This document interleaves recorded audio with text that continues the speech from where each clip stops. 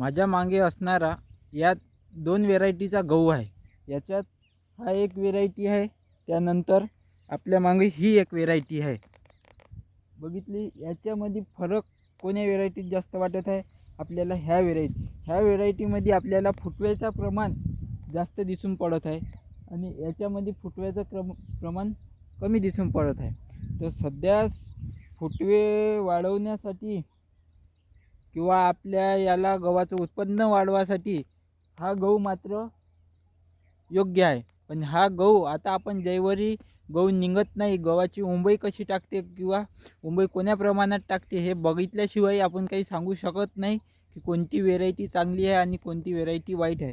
पण सध्याच्या काळात फुटव्याचं प्रमाण ह्या व्हेरायटीमध्ये जास्त आहे। व्हेरायटीचं नाव घेत नाही कारण की व्हेरायटीची आपण काही जाहिरात करत नाही। आणि हा सुद्धा गहू चांगला आहे, फुटवे वगैरे याच्यात व्यवस्थित आहे। पण अजून उंबई टाकेपर्यंत आणि आपला ॲव्हरेज निघेपर्यंत आपण कोण्याच गव्हाचं नाव किंवा व्हेरायटीचं नाव सांगत नाही आणि कोण्याच कंपनीची जाहिरात करत नाही। बरोबर आहे? ठीक आहे, धन्यवाद।